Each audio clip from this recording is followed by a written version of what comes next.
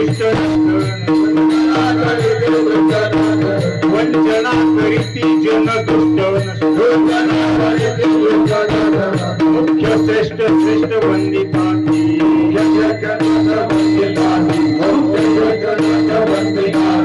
इंद्र चंद्र देव ब्रह्मादि करुणी इंद्र चंद्र देव ब्रह्मादि करुणी संशयाची श्रेणी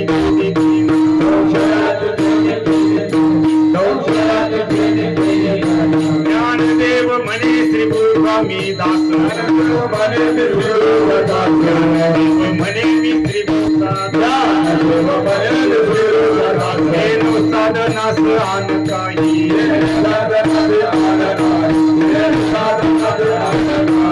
इंद्र चंद्र देव ब्रह्मादि करुणी इंद्र चंद्र देव ब्रह्मादि करुणी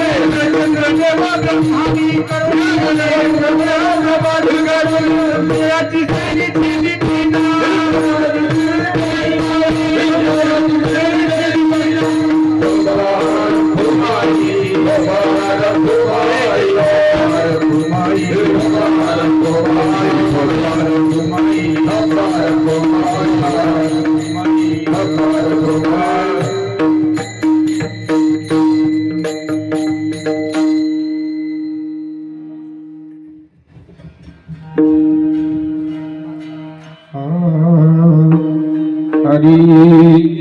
सद्गुरु वाचोनी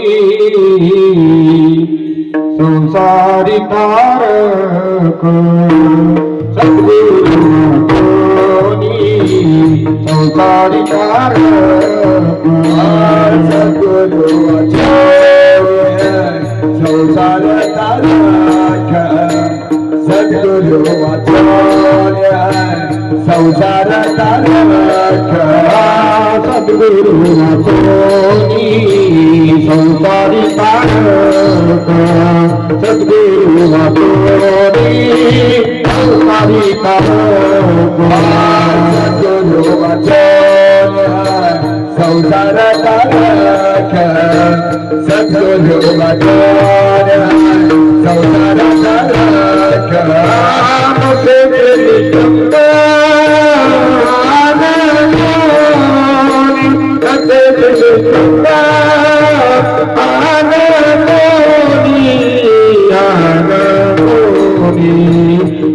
चंद्रदेव ब्रह्मादि करोमि इंद्र चंद्रदेव ब्रह्मादि करोमि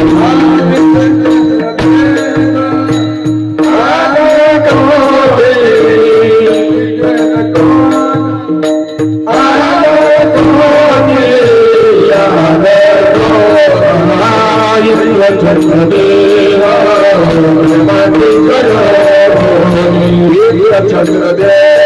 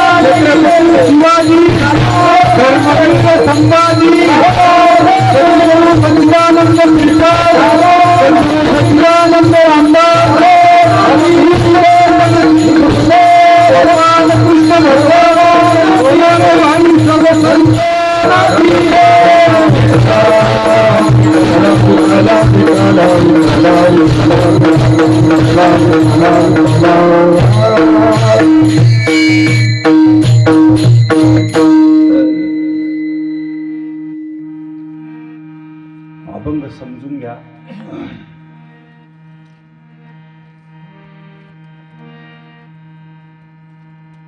सद्गुरु वाचोनी संसारी तारक, नसेची निष्टंक आन कोणी.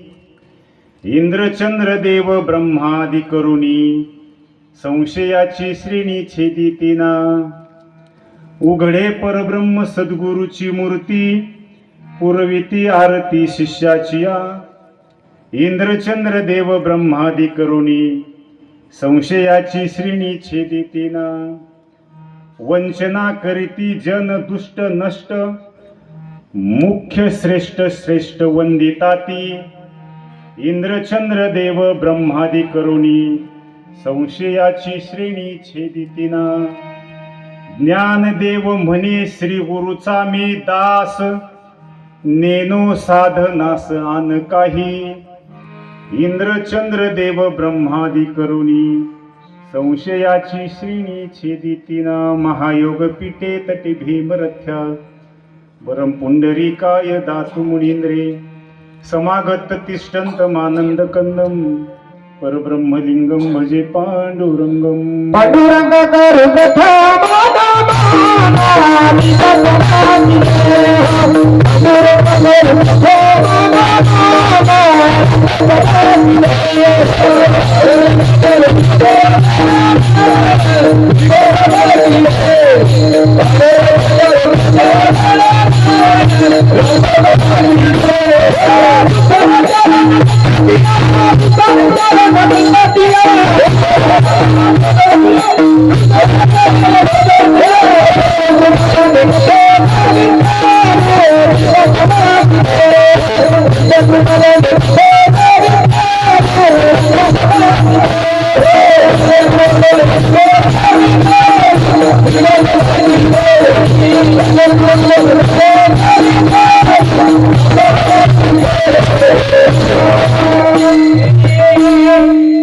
पांडुरंगा करू प्रथम नमन, दुसरे चरण संतांशिया.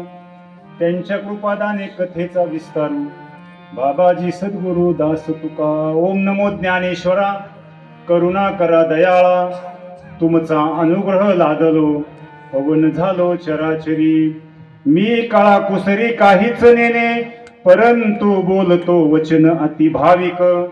याच कारण तुमचा अनुग्रह लादलो, पवन झालो चराचरी. एका जनार्दनी तुमचा दास, त्याची आस पुरवावी, याच कारण तुमचा अनुग्रह लागलो. पवन झालो चराचरी, आत्मरूप गणेश केली या स्मरण, होय सकळ विद्येचे अधिकरण. तेची वंदू श्री गुरुचरण, ते नमस्कारोनी आता आता. माझ्या भावा अंतराय नको देवा, आले भागा ते करीतो न तुझेच नाम उच्चारितो. तुझ्या संगतीने विराग झाला, मनोदरीचा जडभास गेला. साक्षात परमात्मा मज भेटविला, विसरू कसा मी श्री गुरुपादुकांना. श्री संताची ये माथा चरणावरी, साष्टांग हे करी दंडवत. आता हृदय हे आपुले, चौफाळून या फले. वरी बैसो पावले, श्री गुरुंचे वचन ऐका कमलापती. माझी रंकाची विनंती, कर जोडितो कथे काळी. आपण असावे जवळी, विठ्ठल विठ्ठल.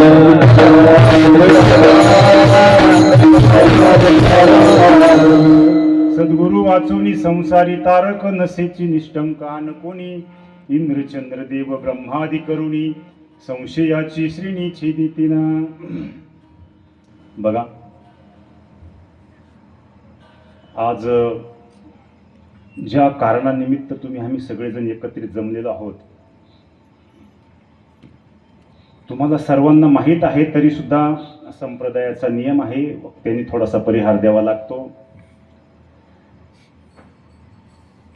समर्थ सद्गुरू सच्चिदानंद श्रीपाद बाबा, समर्थ सद्गुरू सच्चिदानंद रामदास बाबा या दोनही महात्म्यांच्या संपूर्ण कृपा आशीर्वादाने, गुरुवदे धनराज बाबा आणि गुरुवर्य रावसाहेब बाबा या दोन्ही महात्म्यांच्या कुशल अशा मार्गदर्शनाने श्री क्षेत्र भिरडाई, भिरडाणे, मुक्टी आणि पंचक्रोशीतील परिसर आणि या संपूर्ण परिसरातील साधक मायबापांच्या अनमोल सहकार्यातून चालत असलेला हा संत हरिनाम वैष्णव मेळावा. आणि विशेष असं आज या ठिकाणी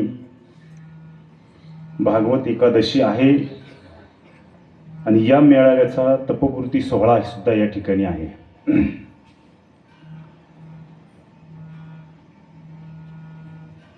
आणि बघा,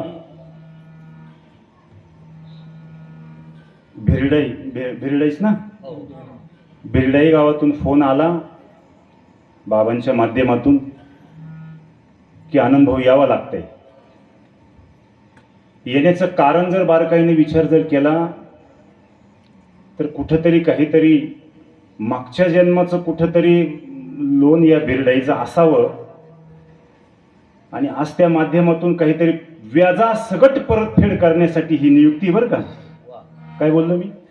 कुठंतरी मागच्या जन्माचं कुठंतरी या श्री क्षेत्र भिरडाईचं देणं आहे आणि म्हणून हे व्याजासकट परतफेड करण्यासाठी इथपर्यंत यावं लागलं. नाही तर हे एवढं सोपं.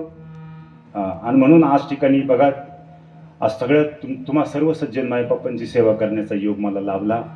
खऱ्या अर्थाने तुम्ही सगळेच्या सगळे भाग्यवान आहात, यात शंका नाही, संशय नाही. परंतु तुमच्या सर्वांची सेवा करण्याचा योग मला लाभला. मी किती भाग्याचा असेल, है ना? तरी माझ्या दैवा पार नाही, माझ्या देवा पार नाही, माझ्या देवा पार नाही, माझ्या देवा पार नाही, माझ्या देवा स्वामी माता भगवान देवा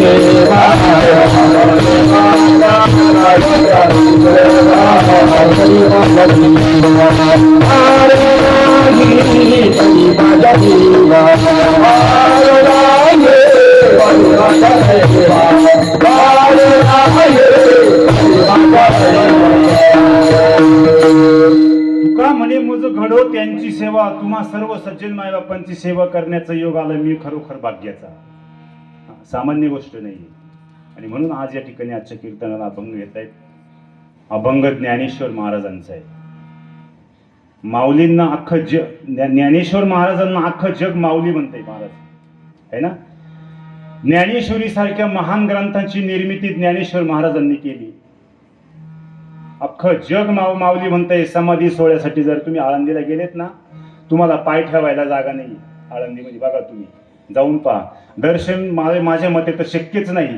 पण आळंदीमध्ये पाय ठेवायला जागा नाहीये आणि त्या महात्म्याचा अभंग आहे. महात्मा किती जणांना कळाला हे फार महत्वाचं आहे. नुसतं ज्ञानबा तुकाराम म्हणून नाही चालणार. लक्षात ठेवा, ज्ञानेश्वर महाराज काय सांगताय, तुकोबाराय काय म्हणताय, नाही तर ज्ञानबा तुकाराम. देवा इंद्रायणी थांबली, देवा इंद्रायणी थांबली, देवा इंद्रायणी थांबली, देवा इंद्रायणी थांबली. समाधी कंदीबाई करे जगमाऊली, समाधी कंदीबाई करे जगमाऊली, देवा इंद्रायणी थांबली, देवा इंद्रायणी थांबली, देवा इंद्रायणी थांबली, देवा इंद्रायणी थांबली.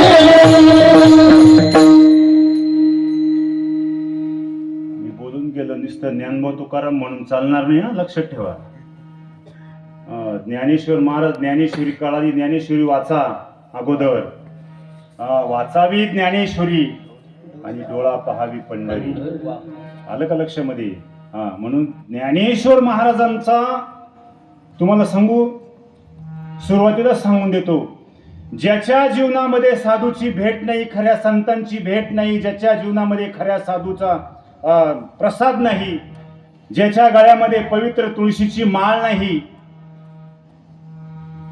ज्याच्या जीवनामध्ये नामाचा प्रसाद नाही, ज्याच्या जीवनामध्ये नामाच्या चिंतनाने होणारे अष्टसात्विक भाव नाही, आणि ज्याला स्वरूपाची ओळख नाही, ज्याला आत्मसाक्षात्कार नाही ना, ज्ञानेश्वर महाराज म्हणतात त्या माणसांना जगण्याचा अधिकार नाही. असली माणसं मेलेली बरी. हे मी बोलत नाही हा. नाही तर ज्ञानेश्वरीचा 4था अध्याय घरी जाऊन खोलायचा. ऐक जया प्राणी याच्या ठाई, या ज्ञानाची आवडच नाही तयाचे जियाले म्हणून काय वरी मरण चांग. लक्षात ठेवा, म्हणून तुम्ही आम्ही फार भाग्याचे, इतके भाग्याचे. सद्गुरू श्रीपाद बाबा रामदास बाबांच्या पदस्पर्शाने पावन पुनीत झालेली ही भूमी आहे. महात्म्याचे चरण कमल या भूमीला लागलेले आहेत. लक्षात ठेवा, म्हणून अभंग त्याच लायकीचा निवडलेला आहे. सोपं नाहीये हे. अरे महात्मा ज्या रस्त्याने गेला ना, त्या रस्त्याची धूळ मस्तकाला लावण्यासाठी हे स्वर्गातले देव आहेत ना, त्यांच्या पाठीमागे लोंढा गोळत फिरतात. ते देव इच्छे रज चरणाची माती, धावत चालती मागे मागे. कोण कोणाच्या मागे धावतंय हो? विचार केलाय का? आणि श्रीपाद बाबा काय सामान्य महात्मा नाही, माझ्या ज्ञानोबरांचा अवतार आहे श्रीपाद बाबा. आणि महात्म्याच्या पदस्पर्शाने पावन पुनीत झालेली ही भूमी आहे. जिथून जिथं महात्मा गेलायत ना, महात्म्याच्या अंगावून गेलेला वारा सुद्धा या झाडा झुडपांचा पशुपक्ष्यांचा उद्धार करून टाकतो. लक्षात ठेवा, महात्म्याच्या दृष्टिक्षेपात जरी तुम्ही सापडले ना, तर समजून घ्यायचं तुमचं काम झालं. गरज नाही राहिली, आता शिल्लक काही राहिले नाही. लक्षात ठेवा, इतका महात्मा पॉवरफुल होता माझा श्रीपाद बाबा रामदास बाबा. महात्म्याचं कार्य, ज्ञानेश्वर महाराजांनी ज्ञानेश्वरी लिहिली, पवित्र ग्रंथाची निर्मिती केली, तुकोबारांनी गाथा लिहिला, नाथबाबांनी भागवत लिहिलं, नामदेव महाराजांनी नामदेव गाथा लिहिला. सकल संतांचे गाथेत अभंग आहेत. पण माझे श्रीपाद बाबा 2 पावलं सरसच ठरले. जे कार्य माझ्या श्रीपाद बाबांनी केलंय ना,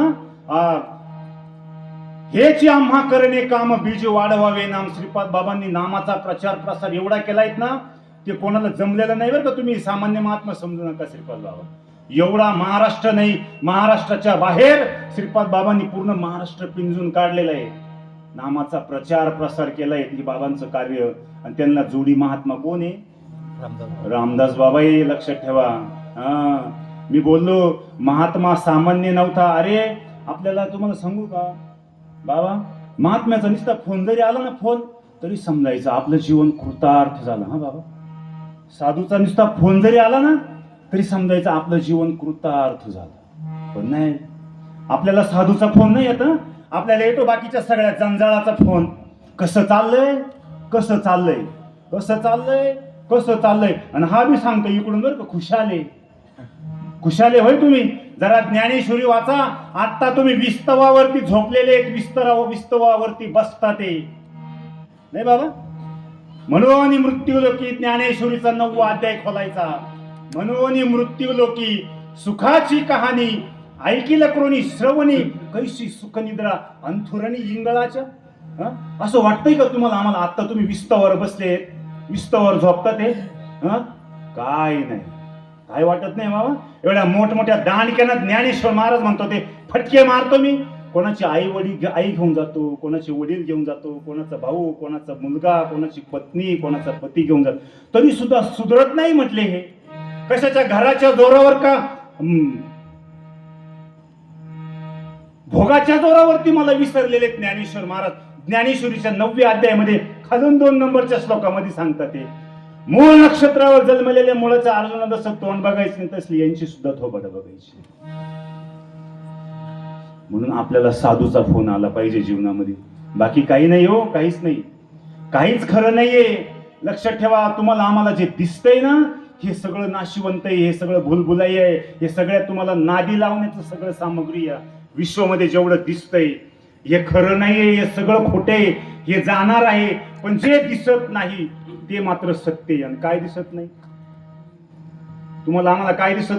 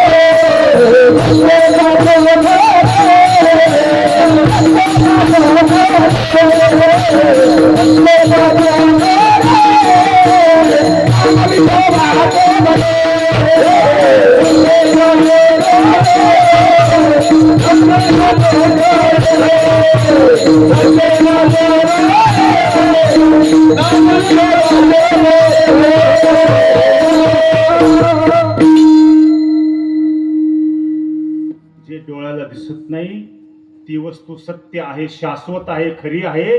आणि त्याला तुम्हाला आम्हाला बघायचं जर असेल ना, ती वस्तू जर तुम्ही आता जर आपण बघितलं ना बाबा, तर श्रीपाद सूत्र असं सांगतं, नवे ज्ञानेश्वरीचा प्रतिपाद्य विषय जर तुम्ही बघितलं तर आत्मा सोडून दुसरा नाहीये बरं का, लक्षात ठेवा.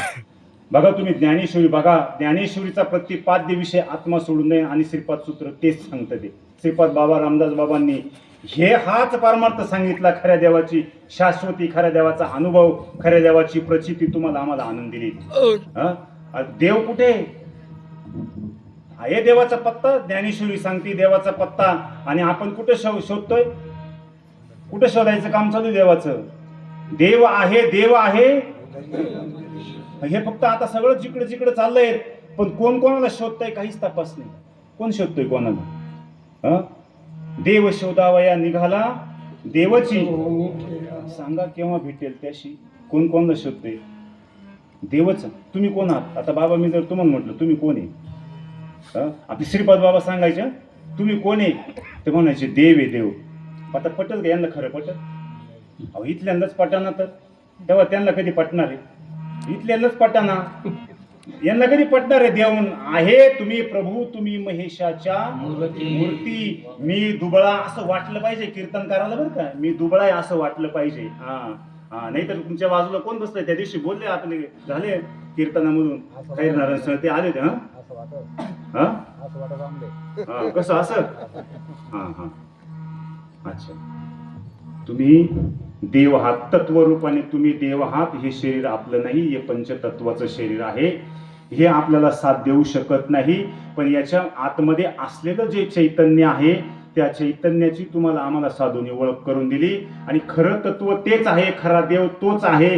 म्हणून कुठे शोधिशी रामेश्वर, कुठे शोधिशी काशी, हृदयातील भगवंत राहिला हृदयातून रूपवशी. आणि म्हणून अशा आत्मस्वरूप असलेल्या भगवंता दिसतो का हो? दिसतो दिसतो देवरीचा देव मेला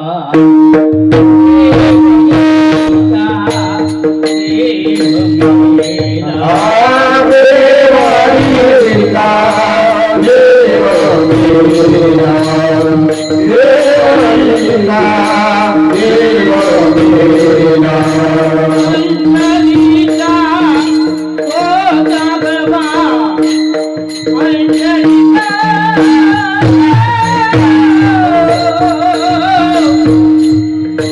पंढरीचा तो जागवा तो जागवा देवरीचा देव मेला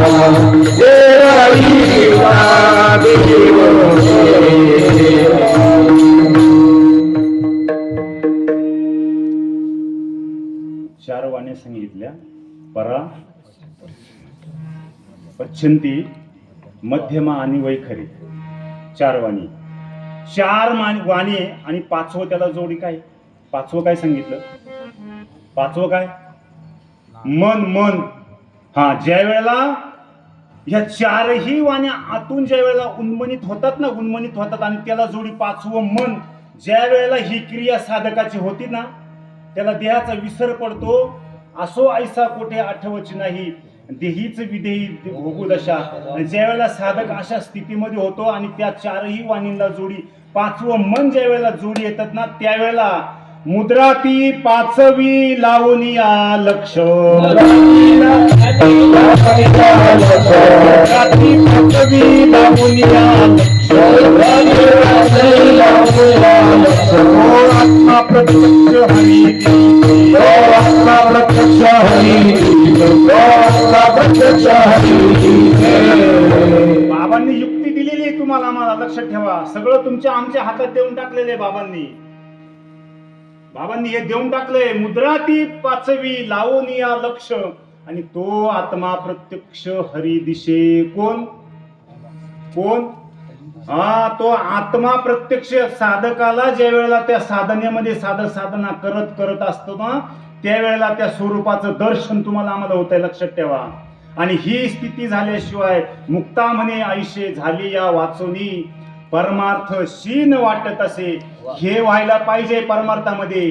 तुकोबारायांना होत नव्हतं बरं का, हे सुद्धा लक्षात ठेवा. तुकोबाराय काय सामान्य नव्हते. तुकोबारायांचा देवा भगवान पंढरीश परमात्म्यावरती तुकोबारायांचा अधिकार होता. एवढं सामर्थ्य होतं. तुकोबा नुसतं तुकोबा म्हणू नका तुम्ही. तुकोबारायांचं सामर्थ्य बघा. तुकोबाराय समजणं म्हणजे फार कठीण आहे. हा, किती देव, किती अधिकार होता भगवान पंढरीश परमात्म्यावरती. सांगू, 2 मिनिटं सांगू जातो, लक्षात ठेवा. तुकोबाने भगवंताच्या समोर जावं, भगवान पंढरीश परमात्म्याला साष्टांग दंडवत करावा आणि भगवान पंढरीश परमात्म्याचा तुकोबारायांनी संवाद साधावा. तुकोबाराय भगवान पंढरीश परमात्म्याशी संवाद साधताय, पण त्या ठिकाणी पांडुरंग परमात्म्याची मान खाली आहे. आणि मग विचारावं माझ्या तुकोबाने, देवा माझं काही चुकतंय का? तुकोबारांनी भगवंताची मान खाली म्हणून तुकोबारांनी सहज नम्रतेने, देवा माझं काही चुकतंय का? म्हटले नाही तुकोबा, तुझं चुकत नाही. म्हटले मग पुण्याचा संचय तुकोबा. अरे डोक्यावरती पुण्याचं एवढं ओझं झालंय ना तुकोबा, आणि त्या पुण्याईतून काहीतरी उतराई होण्यासाठी तुम्ही काहीतरी माझ्याकडे मागावं. बघा कोण कोणाकडे मागणी करते बरं का. जगाचा मालक, ज्याच्या सत्तेशिवाय झाडाचं पान सुद्धा हलत नाही, असा अखिल कोट ब्रह्मांड नायक पंढरीश परमात्मा तुकोबारांकडे याचना करतात का, तुकोबा माझ्याकडे काहीतरी मागा, त्या पुण्याईतून मला उतराई व्हायचंय. तुकोबाराय किती चतुर होते, किती हुशार होते, सांगण्यासारखे, लक्षात ठेवा. तुकोबारांनी असं ऐकल्याच्या नंतर तुकोबारांनी एका क्षणात उत्तर देऊन टाकलं, काही मागणे हे आम्हा अनुचित, वडिलांची रीत जाणत असो देवा. अरे काही मागणं हे आमच्या मूळ स्वभावातच नाही. काही न मागे कोणाची, काही न मागे कोणाची, काही न मागे कोणाची, कोणी आवारे देवाची.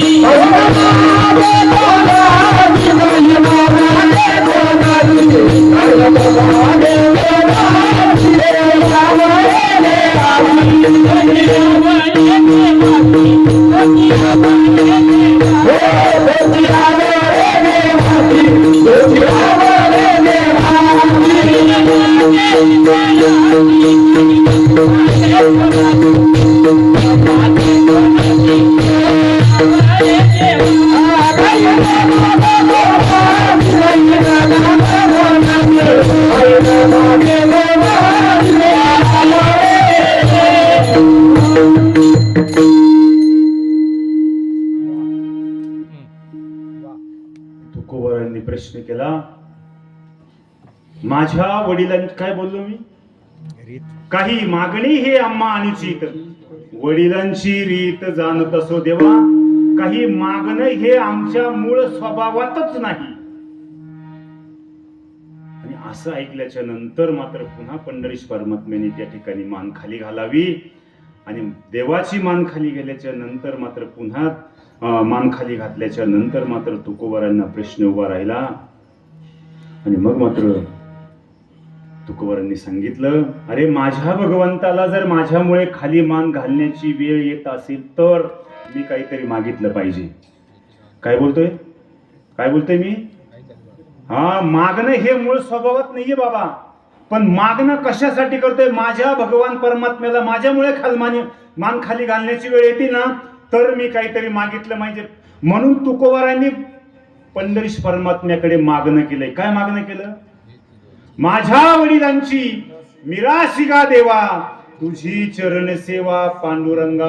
काय मागितलं? बस मला तुझ्या चरणापासून वेगळा करूच नको, हे तुकोबारांनी मागावं. अरे संतांच्या मागण्यामध्ये आपल्या मागण्यामध्ये फरक आहे, तो बी जमीन आसमानाचा आहे. संतांच्या मागण्यामध्ये जगाचं हित आहे, जगाचं कल्याण आहे, आणि आपल्या मागण्या जगाचं वाटोळ आहे. तुम्हाला माझी भाषा कळते ना? हा, मराठी भाषा आहे हा, तिकडची, आमच्या इकडची, नाशिककडची, लक्षात ठेवा. संतांच्या मागण्यामध्ये आणि आपल्या मागण्यामध्ये फरक आहे. तो फरक मी तुम्हाला सांगतो, एक दृष्टांत देतो. संतांच्या मागण्या जगाचं हित, जगाचं कल्याण, आणि आपल्या मागण्या जगाचं वाटोळ आहे. मी सांगून जातो, तुम्हाला लक्षात ठेवा. एका गावामध्ये 2 जण राहत होते. ऐका, एका गावात 2 जण राहत होते आणि जिवलग मित्र होते बरं का ते, एकदम जिवलग मित्र. पण ते सुशिक्षित बेकार होते. शिक्षण भरपूर झालेलं होतं, पण नोकरी हाताला नाही, उद्योग धंदा पाणी काहीच नाही. आणि दोघांचे एकमेकाचे जिवलग मित्र होते, प्रल्हाद महाराज. पण दोघांच्या डोक्यात कल्पना इतकी आवर होती ना, त्याला असं वाटायचं मी या गावात मोठा व्हावा, आणि त्याला असं वाटायचं मी या गावात मोठा व्हावा. म्हणजे मोठं कसं, आमच्याकडे पैसा अडका असावा, नोकर चावकार असावे, बंगला गाडी सगळं असावं, गावातले लोक आमच्या पाठीमागे फिरावे, आम्हाला मान सन्मान द्यावा, असं प्रतिष्ठा असावी गावामध्ये, असं दोघांनाही वाटत होतं बरं का. पण आता काय करणार, हातापाण्याला नोकरी नाही, काम करण्याची दानत नाही, आणि एवढा पैसा अचानक कुठून येणार? झटपट आपण त्याच्यासाठी श्रीमंत व्हावं लागणार आहे ना. एवढं लोकांचा जर सगळा पाठीमागे जर येणार असेल तर आपल्याला पटकन श्रीमंत व्हावं लागेल. म्हणून काय करायचं, तर योगायोगाने पहा, गावामध्ये एक महात्म्याचं कीर्तन होतं. आणि कीर्तन असल्यानंतर हे 2 जण कीर्तनाला गेले. महात्म्यानं 2 तास कीर्तन केलं, पण कीर्तनामधून सांगताना त्यांनी सांगून गेले की देवादिदेव महादेव भगवान शिवशंकर इतके भोळे म्हटले, इतके भोळे आहेत ना, त्यांची जर तुम्ही साधना केली, आराधना केली, त्यांचा जर ध्यास घेतला, तर ते इतके भोळे म्हटले, ते लवकर प्रसन्न होऊन इच्छित वर देऊन टाकतात. या दोघांनी काय केलं माहिती का? पूर्ण कीर्तनाचा सार एवढाच, फक्त या 2 गोष्टी पकडल्या.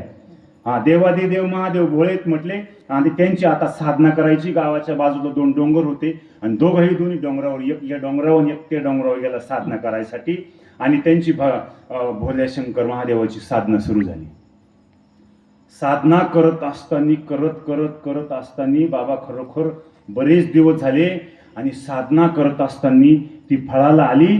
आणि एक दिवस खरोखर भगवान शिवशंकर प्रसन्न झाले, आणि एकाकडे गेले, आणि गेल्याच्या नंतर त्याला सांगितलं, बाबा तू ज्याची साधना करतोय, ज्याचा धावा करतोय, तो मीच आहे. भगवान शिवशंकर तुझ्यावर प्रसन्न आहे, तुला काय पाहिजे ते माग म्हणे, इच्छित वर जो तुझा पाहिजे तो माग म्हणे, मी द्यायला तर आलेलो आहे म्हटले. त्यांनी पाहिल्याच्या नंतर मग सगळं झालं, साधनेतून जागा वगैरे झाला, आणि पाहिलं सगळं, मग पाया वगैरे पडला, आणि विचारलं म्हणे तुम्ही द्यायला आलेत म्हणे हो, मी प्रसन्न आहे तुझ्या साधनेवरती. म्हणे असं का? बरं एक विनंती म्हटली. म्हणे काय? म्हणे त्या डोंगरावर माझा एक मित्र आहे म्हटले बरं का, तो पण तुमची साधना करतोय. म्हणे त्याला पण सुद्धा मी प्रसन्न आहे, त्याला सुद्धा दर्शन देणार. म्हणे एक काम करून द्यावं, पहिलं त्याला दर्शन द्या, आणि त्याला काय द्यायचं त्या नंतर मी मागतो. आता याला असं वाटलं आपल्या जोडीदाराविषयी बघा ना किती आदर आहे नाही का, पहिलं त्याला द्यायला लावतोय. देव सुद्धा त्याचं ऐकलं, त्याच्या दुसऱ्याकडे गेले बरं का, आणि गेले सेम तीच प्रोसिजर केली. तोही पाया पडला, म्हणे प्रसन्न नाही, मागा तुम्हाला काय मागायचं मी प्रसन्न. ठीक आहे, तो साधनेतून बाहेर आला, आणि त्यांनी सांगितलं म्हणे त्याच्याकडे, ते म्हणे मी त्यांच्याकडे जाऊन आलो, पहिलं तुम्हाला द्यायला लावलं. हा म्हणतो पहिलं त्याला द्या, तो म्हणतो पहिलं याला द्या. असं चाललं. देवाने सांगितलं हे पहा माझ्याकडे वेळ फार कमी आहे, जर तुम्हाला मागायचं असलं तर पटकन मागा, नाही तर मी चाललो. म्हणजे नाही नाही थांबा. मग एक जण आला म्हणे ठीक आहे, म्हणे द्यायला आले, म्हणे हो. यांनी थोडासा विचार केला. आता ते म्हणतात ते बाबा भोप्याच्या खुना, भोप्याच्या खुना, भोप्यालाच माहिती हे जोडी चांगले जोडीदार होते बरं का दोघ जण. हा मग काय झालंय, अशी गंमत झाली. म्हटले मागा लवकर. म्हणे ठीक आहे मागतो. पण यांनी थोडासा 2 मिनिटं विचार केला. असा विचार केला की बाबा जर आपण यांच्याकडे एक ट्रक भरून सोनं नाणं चांदी हिरे मोती माणिक जर मागितले आणि त्यानं जर 2 ट्रक भरून मागितले तर काय करायचं, तो आपल्यापेक्षा मोठा होईल ना. मी जर 50 गावांची जहागिरी मागितली आणि त्यानं जर 100 गावांची मागितली तर काय करायचं, तो आपल्यापेक्षा मोठा होईल. आणि म्हणून यानं काय केलं माहिती का, यानं युक्ती लढवली, डोकं चालवलं. म्हणे देवा द्यायला आले, म्हणे हो मागा. म्हणे मागतो, हो म्हणे मागा. म्हणे आबा आता ह्या ठिकाणी या जागेवर माझा एक डोळा एक हात आणि एक पाय जागेवर गळून जाऊ द्या म्हटले. काय मागणं बघा बरं का, मागणं काय करतोय. काय म्हटला, माझा एक डोळा एक हात आणि एक पाय जागेवर गळून जाऊ द्या. म्हटले अरे तू काय मागतोय हे. नाही म्हणे तुम्ही द्यायला आले प्रसन्न आहे ना, हेच देणार आहे ना, मग द्यायला आले ना तर मला हेच द्या. म्हटले असं. म्हणे हो. म्हटले भगवान शिव म्हटले तथास्तु, तथास्तु म्हटल्याच्या नंतर याचा एक डोळा एक हात आणि एक पाय जागेवर गळून पडला. महाराज दुसऱ्याकडे गेले आणि त्याला सांगितलं बाबा माग, आता तुझा नंबर आहे मागण्यामध्ये. म्हणे हो का. म्हणे त्याला देऊन आले का. म्हणे त्याला देऊनच इकडे आलोय. म्हणे आता एक काम करा, त्याला जेवढं दिलंय ना म्हणे त्याच्या डबल मला द्या. काय म्हणतोय तो, त्याला ज्याला जेवढं त्याच्या डबल मला द्या. आता मला सांगा परिणाम काय झाला, परिणाम काय झाला. अहो याचे दोघांना, याला वाटत होतं मी याच्यापेक्षा मोठं व्हावं, त्याला वाटत होतं मी याच्यापेक्षा मोठा. पण मी बोललो बोप्याच्या खोना, बोप्यालाच माहिती. आणि परिणाम असा झाला महाराज, याचे 2 डोळे 2 हात आणि 2 पाय जागेवर. मला दृष्टांत ह्यासाठी सांगितला, मी सिद्धांत पटवून द्यायचा होता म्हणून म्हटलो संतांच्या मागण्यामध्ये जगाचं हित आहे लक्षात ठेवा. आपल्या मागण्यामध्ये जगाचं वाटोळे हे असलं मागणं आहे आपल्यावालं. बरोबर आहे ना. म्हणून सांगतो साधूच्या संगतीमध्ये राहा, संतांच्या पायाजवळ राहा, संतांच्या आश्रयाने राहा. अरे तुम्ही आम्ही काय ते गंगा आणि त्या तीर्थ सुद्धा म्हणतात ते. अरे तुम्ही आम्ही येतात ते आमच्यामध्ये डुबक्या मारायला झक मारायला. चला तीर्थयात्रेला जाऊ, संगमामध्ये 3 नद्यांचा संगम करून तिथं जाऊन आंघोळ करू, आपले पाप धुवून जातील. धुणारे का पाप. ज्ञानेश्वरीचा 12वा अध्याय खोला तुम्ही, 12वा अध्याय जवळजवळ 8व्या क्रमांकाच्या श्लोकामध्ये जा. संतांचनी अंग लगे पापा ते जिनने गंगे, तेने संत संगे सुचित्व कैसे. म्हणून असो जो ऐसा, माझ्या श्रीपाद बाबांसारखा रामदास बाबांसारखा. अरे म्हणून असो जो ऐसा सुचित्वे तीर्था कुवासा, जेने लंगविल्या दिशा मनोमळ बाबा. ते तीर्थ आणि त्या गंगा म्हणतात ते. अरे आमचं पातक घालवण्यासाठी आम्ही संतांच्या आश्रयाने राहतोय, आम्ही त्यांच्या चरणावर पडू नये. तुम्ही येता ते डुबक्या मारायला, आमच्यामध्ये झक मारायला. कशाला काठी जातो बाबा, कशाला पंढरी जातो, कशाला काठी जातो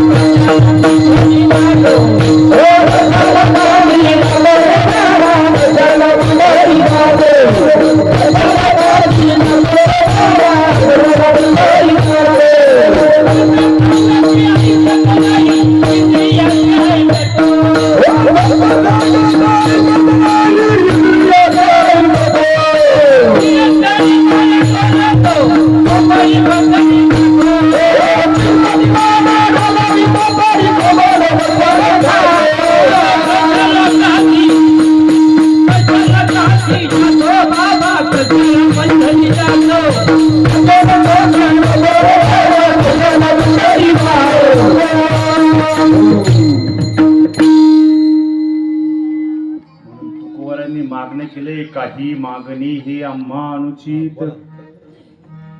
माझ्या वडिलांची विराशिगा देवा, म्हणून काय मागणं केलंय, तुझी चरण सेवा पांडुरंगा. भगवान पंढरीश परमात्म्याच्या चरणापासून, मला तुझ्या चरणापासून वेगळा करू नको. तुकोबारांनी हे मागणं देवाकडे केलेले आहेत.